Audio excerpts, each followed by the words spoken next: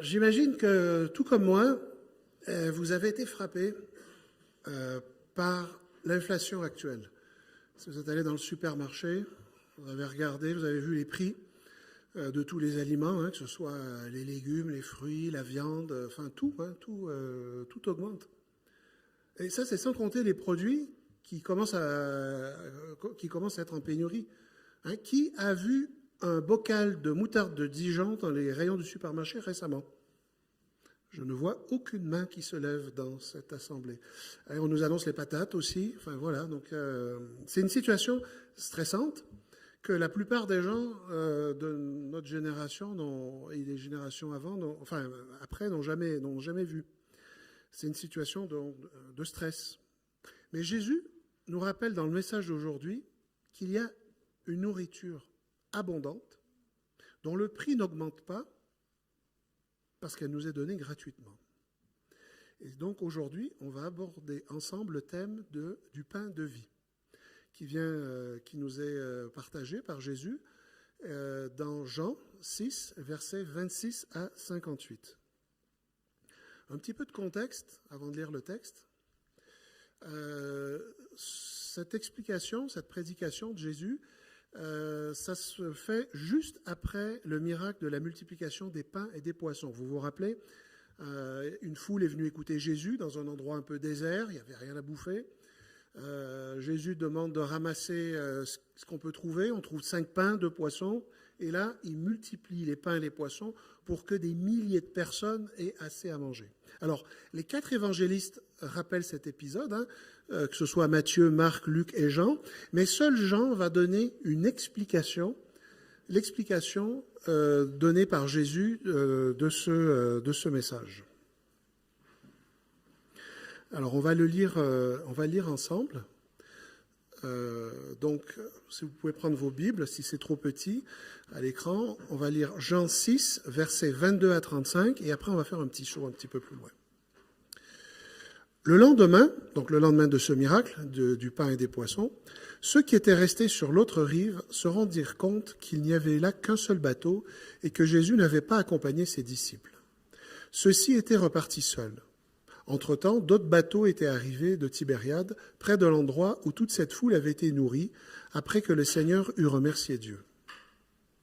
Quand les gens virent que Jésus n'était pas là, et ses disciples non plus, ils montèrent dans des bateaux pour aller à Capharnaüm, à la recherche de Jésus.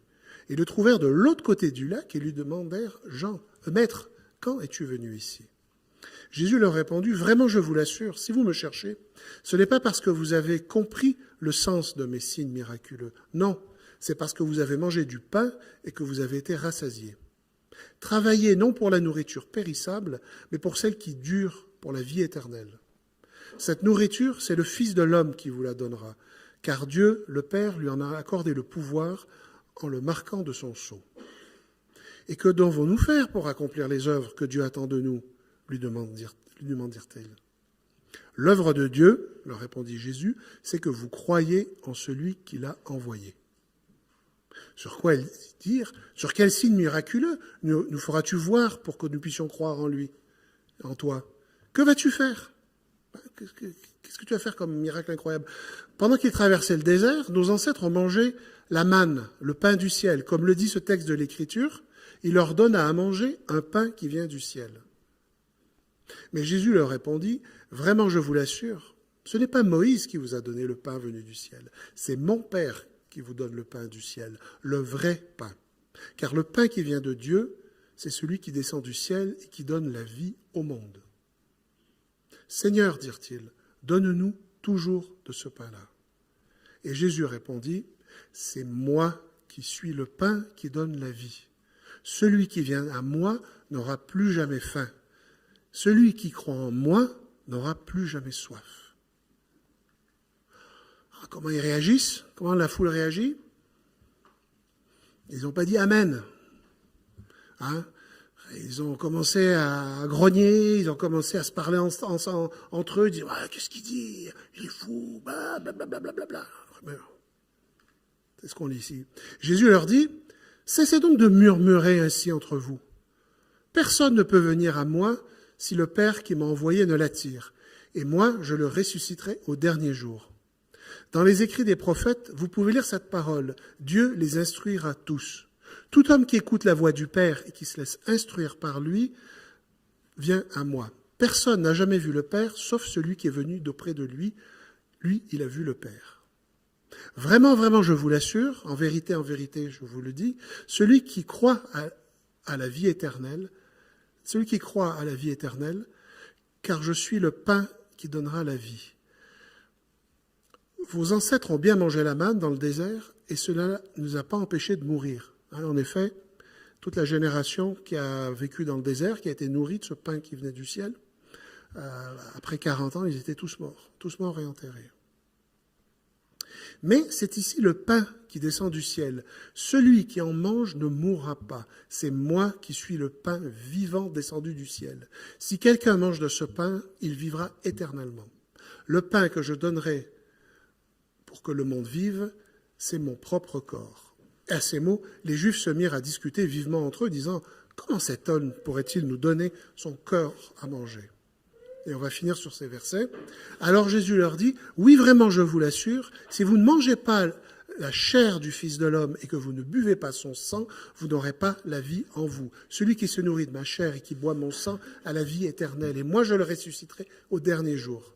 Car ma chair est une nourriture vraie, et mon sang est un breuvage vrai. Celui qui mange ma chair et boit mon sang demeure en moi, et moi je demeure en lui. Le Père qui m'a envoyé a la vie en lui-même, c'est lui qui me fait vivre. Ainsi, celui qui se nourrit de moi vivra lui aussi par moi. C'est ici le pain descendu du ciel. Il n'est pas comme celui que vos ancêtres ont mangé. Eux, ils sont morts, mais celui qui mange ce pain vivra pour toujours. Bon. C'est pas un texte facile. Hein, on est d'accord, c'est pas un texte facile. Mais on va essayer ensemble, si vous le voulez bien, de reprendre l'image que Jésus nous a donnée et de la pousser un peu plus loin pour essayer de mieux comprendre. D'abord, on parle de pain ici. Il faut comprendre que le pain, dans la culture du Moyen-Orient de l'époque, c'est l'aliment principal pour vivre. Si vous avez faim, vous mangez du pain. Plus de 50% de la nourriture était composée de pain. Bon, nous, en France, on aime encore bien la baguette, mais on ne peut pas dire que c'est la majorité de notre alimentation. C'est devenu plus un complément, le pain. Eux, à l'époque, les plus pauvres ne mangeaient que du pain avec un peu d'huile d'olive, quelques légumes. Ceux qui avaient les moyens ou qui étaient près d'un lac ou de la mer se nourrissaient de poissons et de vin.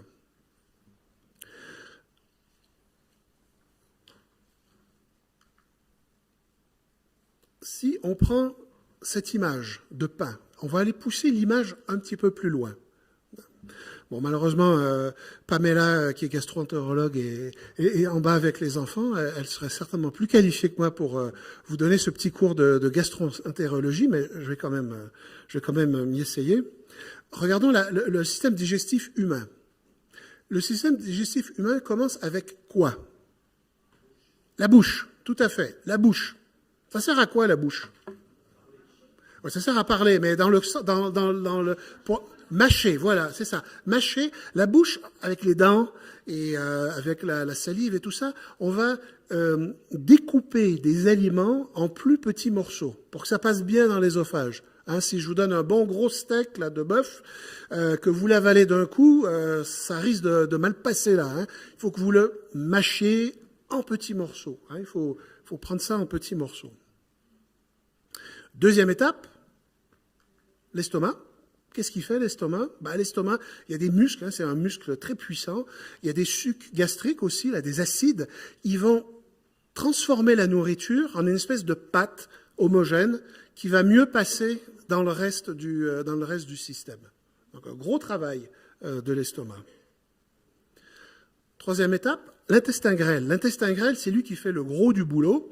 En fait, c'est lui qui va transformer cette espèce de pâte dans les éléments dont notre corps a besoin, en lipides, en glucides, en vitamines, en protéines.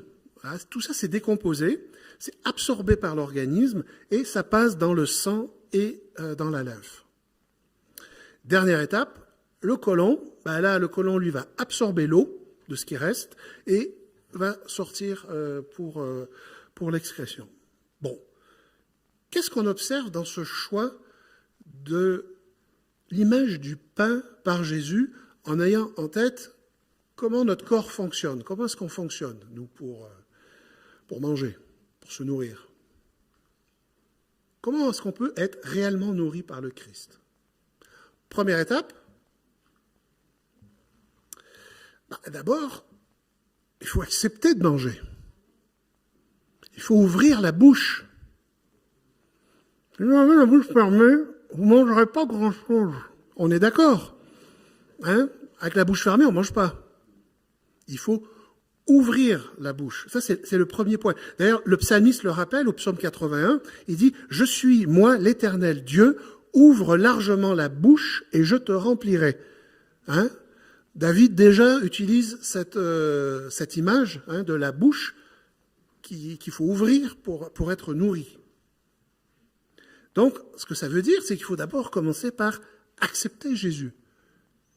Comme c'est dit au verset 29 du texte qu'on vient de lire, « Croyez en celui qui l'a envoyé ». Premier appel.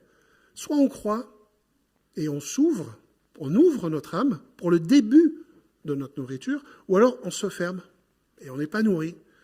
Et quand on n'est pas nourri, qu'est-ce qui se passe habituellement?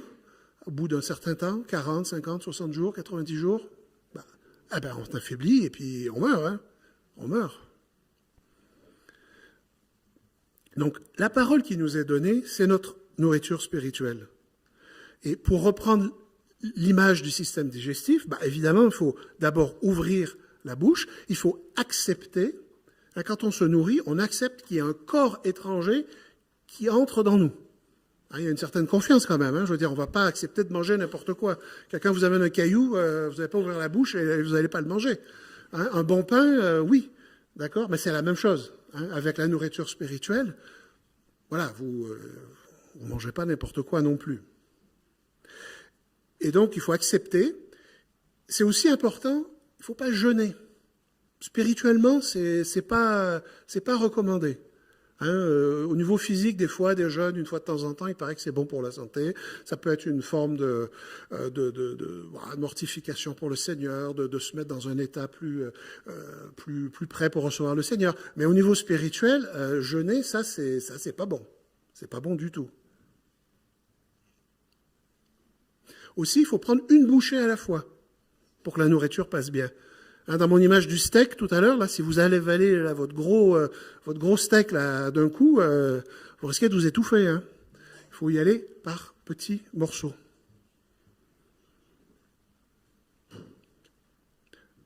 Premier constat. Deuxième constat. Il faut faire des efforts pour bien digérer la nourriture. Conscient ou non. On mastique, l'estomac digère, broie, etc. Il y a un petit peu de travail. Et c'est ce que nous rappelle le verset 27 du texte qu'on a lu. Et Jésus dit « Travaillez, non pour la nourriture périssable, mais pour celle qui dure pour la vie éternelle. » Et quand il dit « travailler », alors là, il y a eu des discussions. Avec les théologiens se sont dit « Ah, ouais, c'est là, Jésus nous appelle à faire des œuvres, en fait, pour avoir la vie éternelle, etc. » Non. Comme l'explique, par exemple, Calvin, dans Institution de la religion chrétienne, livre 3, il dit « Le mot « travailler » ici, ça s'oppose pas à la grâce. Quand on parle de travail ici, on parle de zèle pour l'étude, des efforts à faire. C'est-à-dire que cette nourriture qui nous est donnée, la parole, des fois, c'est pas toujours facile à comprendre du premier coup. Il faut faire certains efforts. Il faut étudier la parole. Il faut la méditer. Il faut demander au Saint-Esprit de nous amener à mieux la comprendre. Il faut en discuter entre frères et sœurs. Par exemple, dans les groupes d'études bibliques qui ont lieu là, les groupes de quartier, par exemple, ou à la sortie du culte, entre frères et sœurs, on peut discuter sur la Bible. Il faut aussi comprendre quel est l'impact de la parole dans nos vies. Et savoir dire comment l'appliquer. Ce que j'ai vu là, la parole, qu'est-ce que je vais en faire, moi, pour la mettre en pratique. J'ai marqué là aussi une autre chose aussi importante, il ne faut pas faire deux choses en même temps.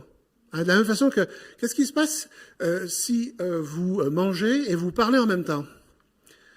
Des fois, on s'étouffe. Des fois, ça passe du mauvais côté et puis, c'est un peu difficile.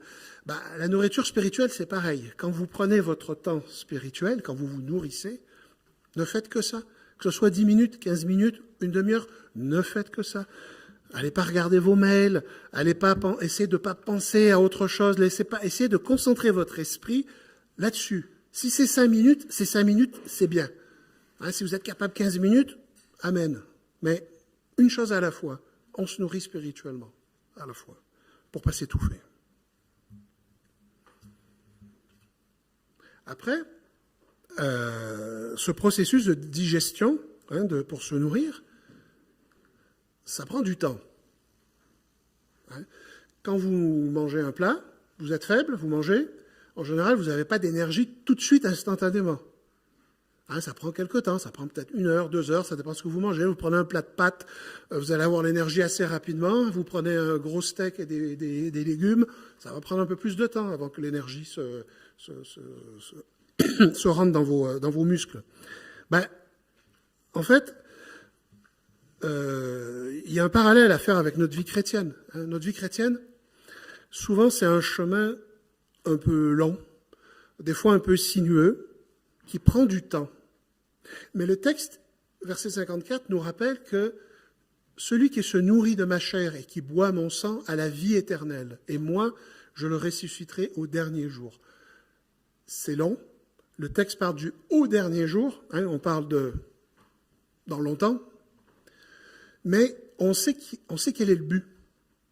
On sait quel est le but de cette nourriture spirituelle. On sait ce que ça va nous donner à la fin.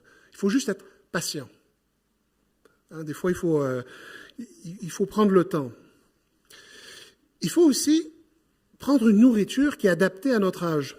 Il y a un texte de Paul qui en parle. Et là, on a aussi, on peut y penser. Je veux dire, vous avez un jeune enfant, un petit bébé, vous n'allez pas lui donner une grosse pomme bien dure, un petit bébé qui n'a pas de dents, quoi. Je veux dire, on va lui donner de la bouillie, on va donner des petites purées, etc., du bon lait. C'est un peu la même chose. Vous, comme chrétien, si vous êtes, par exemple, au début de votre chemin de foi, peut-être que vous dire, bon, allez, moi, j'étudie Ézéchiel, l'Apocalypse. En commençant comme ça, peut-être que c'est un gros morceau à se mettre sous la dent comme nouveau croyant. Peut-être si vous dites, allez, je me fais tout l'Ancien Testament là, en 1 mois, peut-être que c'est peut-être pas approprié pour votre âge spirituel. Peut-être commencer par lire l'Évangile de Jean, lire l'Épître aux Romains, par exemple, ou les Éphésiens, puis peut-être la Genèse. Puis allez-y tranquillement. À mesure que vous progressez, voilà, vous pourrez après ça vous attaquer à des sujets qui sont des fois un peu plus compliqués.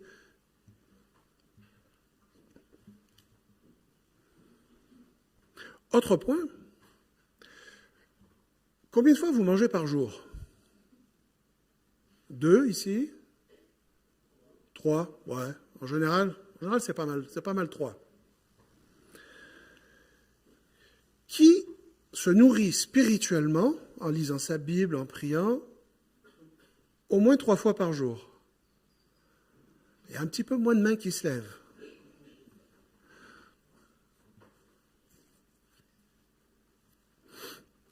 Jésus nous a dit dans sa prière, dans la prière du Notre Père, là, donne-nous aujourd'hui notre pain quotidien. Il parle du pain quotidien physique, mais il parle aussi du pain spirituel. Alors, en fait, il parle surtout du pain spirituel. Le verset 35 nous dit, c'est moi qui suis le pain qui donne la vie. Celui qui vient à moi n'aura plus jamais faim. Celui qui croit en moi n'aura plus jamais soif. Est-ce qu'on se nourrit de ce pain quotidien? La question que je pose, est-ce que je me nourris de ce pain tous les jours, comme je me nourris physiquement? Est-ce que je lis ma Bible chaque jour? Est-ce que je prie au moins 3 fois par jour, comme le faisait le prophète Daniel, ou comme le font nos frères aînés dans la foi, les juifs pratiquants, par exemple, qui prient 3 fois par jour? De la même façon, est-ce qu'on mange aussi de façon équilibrée? Hein, on essaye habituellement de manger un peu de, enfin le petit guide là, la petite guide des aliments. Là, on essaie de manger un petit peu de tout. Est-ce que on a cette même attitude dans notre vie spirituelle? Hein. Des fois, on peut avoir des goûts particuliers pour des textes. Moi, par exemple, à un moment donné, j'étais un passionné des psaumes. Je lisais les psaumes. Je lisais presque que les psaumes.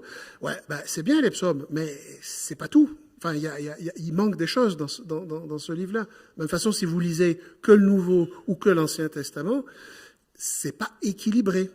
Il faut manger un peu de tout. Hein, il faut aussi avoir un équilibre aussi entre les temps de prière, les temps d'étude de la parole, les temps d'action dans la communauté. Il faut être diversifié dans sa façon de prendre sa nourriture. Puis rappelez-vous surtout que contrairement à la nourriture terrestre, on ne mange jamais assez trop de pain de vie. Pas de régime. Pas de diète restrictive, sans gluten, sans glucides, sans machin, nanana. Le pain de vie, vous mangez de tout comme vous voulez. Spirituellement, vous pouvez vous gaver. Inquiétez-vous pas, on est sur Terre, et de toute façon, ça va, tout ce bon pain de vie qu'on va pouvoir prendre, de toute façon, il va être bien dépensé. Donc, pas de régime. Interdit le régime. C'est pour ça qu'on a une petite image là du Premier ministre Justin Trudeau avec des beaux burgers. 5e point, il y a un dicton qui dit « on est ce qu'on mange ». Est-ce que vous avez déjà entendu ça? Ouais. Je vais faire une petite anecdote. Là. Comme vous savez, je suis québécois. Et au Québec, comme loisir, je trappais des castors. Hein, on attrape les castors, on prépare la peau. Mais ça se mange aussi, du castor. Bon. Le castor, qu'est-ce que ça mange? Du bois, exactement. Alors, quand on fait cuire du castor et qu'on le mange, à votre avis, qu'est-ce qui goûte le castor? Le bois. C'est pas bon. C'est pas bon, le castor. C'est pas bon. On est ce qu'on mange. Hein, ça, il n'y a pas à s'en sortir. Mais de la même façon qu'on peut s'intoxiquer à manger des cochonneries, hein, si vous mangez des chips, du coca, des bonbons, tout le temps, ça va pas bien aller. Je ne sais pas s'il y en a qui ont déjà vu le documentaire de Super Size Me. Hein, c'est cet Américain là qui est allé, il s'était donné comme défi de manger au McDo ou enfin dans une chaîne comme ça 3 fois par jour pendant 1 mois ou 2 mois. Il avait fait son check-up médical avant et après. Ben, je vous dis pas qu'il il n'était pas en forme. Hein. Il n'était pas en forme. Ben voilà. Ben, c'est un peu la même chose. À quoi il faut penser quand on se nourrit spirituellement d'astrologie, de voyance, un petit tarot entre amis, de philosophie orientale, de vaudou, d'amulettes, de cristaux qui vibrent avec les chakras. On peut vraiment empoisonner son âme, vraiment, en remplaçant le pain de vie, Jésus, par ses fadaises. C'est un poison qu'on prend, en fait, à petite dose, comme ça. Comme quelqu'un qui irait au McDo, au Burger King, tous les jours, quoi. À un moment donné, il y a un impact. Le verset 55 dit « Car ma chair est une nourriture vraie et mon sang est un breuvage vrai. » Voilà, Jésus, c'est lui la nourriture vraie, le breuvage vrai. L'aliment sain, c'est lui. Je ne fais même pas de jeu de mots, mais je pourrais faire un jeu de mots. Hein, S-A-I-N, S-A-I-N-T. C'est l'aliment sain. C'est de lui dont il faut se nourrir. Toute autre nourriture, elle est fausse, artificielle, mauvaise pour notre santé mentale et spirituelle. En gros, qui mange ou accepte le Christ devient comme le Christ. Hein, comme l'exemple du castor. Voilà. Est-ce que vous voulez goûter le bois ou l'astrologie ou goûter le Christ? Ben, voilà, c'est le choix qui est mis devant nous. Autre point, 6e et dernier point, il faut prendre du plaisir à se nourrir. Hein? je veux dire, quand des fois, vous pouvez faire un très bon repas en voyage d'affaires dans un bon restaurant. Bon, vous êtes tout seul, c'est bon, mais il n'y a pas grand plaisir là. Hein, mais par exemple, un dimanche, en famille ou entre amis, un bon repas, voilà, oh, quel plaisir, hein, ça fait du bien, on se sent bien. Et donc, si la nourriture terrestre peut nous donner du plaisir, combien plus la nourriture spirituelle? La question qu'on peut se poser, c'est est-ce qu'on arrive à prendre du plaisir à lire la parole, à partager avec les frères et sœurs, à venir au culte, ou est-ce que c'est un peu, on le vit plus comme une obligation ou une habitude ou tout ça? Il faut vraiment aller retrouver cette joie dont on a parlé en début de culte avec toutes les louanges. Il faut retrouver ce plaisir. Et les versets 56 à 57 qui dit que celui qui mange ma chair demeure en moi et moi je demeure en lui, et celui qui se nourrit de moi vivra aussi par moi, c'est une grande nouvelle. C'est extraordinaire. C'est une grande joie. Qu'il faut se rappeler de cette grande joie. Dans le psaume 16, David dit dans cette paix dont tu me fais jouir, ma joie éclate et plein de confiance, on me verra chanter, me réjouir.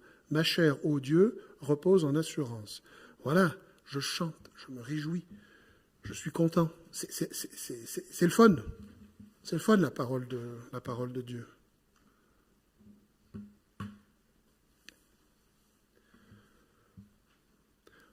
En conclusion, si on revient un petit peu sur les idées qu'on a développées ensemble, l'idée principale de ces versets, c'est de montrer que Jésus, c'est notre véritable nourriture spirituelle.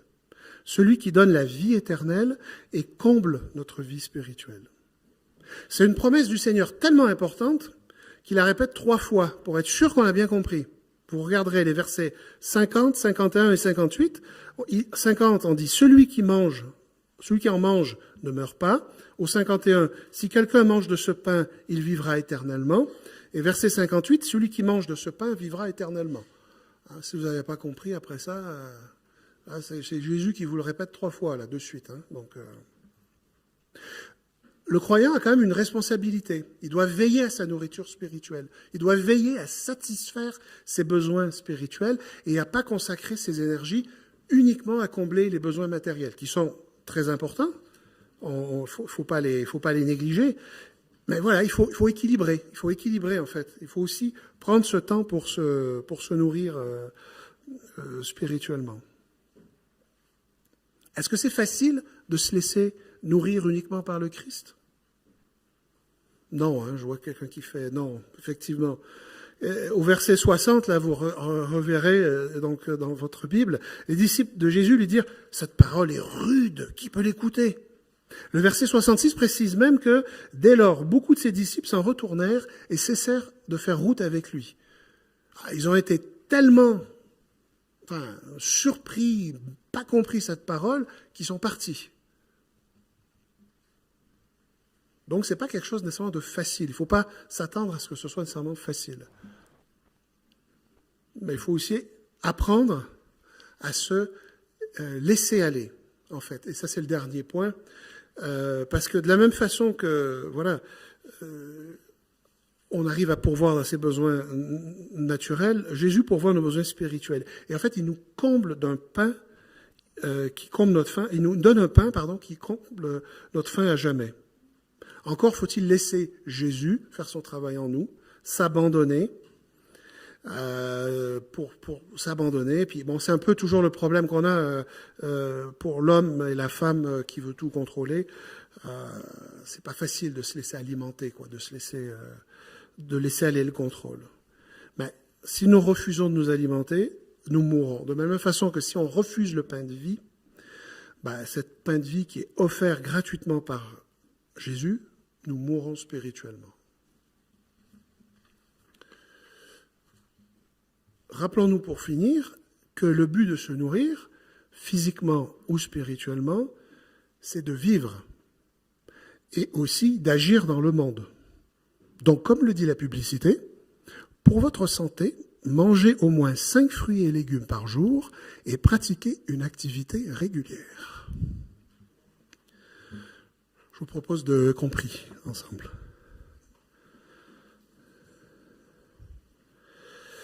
Je vous propose pour la prière, c'est une prière du psautier huguenot du XVIe siècle. C'était une prière qui était faite avant les repas et qui était de mise dans les communautés francophones protestantes pendant près de 300 ans. Et elle est assez bien applicable à nous aujourd'hui. Seigneur, en qui je trouve la plénitude de tous les biens, veuille répandre ta bénédiction sur nous qui sommes tes serviteurs. Et sanctifie les dons que nous recevons gratuitement, afin que nous puissions en user avec sobriété, selon ta volonté, et que par ce moyen, nous te reconnaissons, toi, Dieu, comme l'auteur de tout bien, et cherchant toujours principalement le pain spirituel de ta parole, dont nos âmes sont nourries éternellement. Par Jésus-Christ, ton Fils, notre Seigneur. Amen.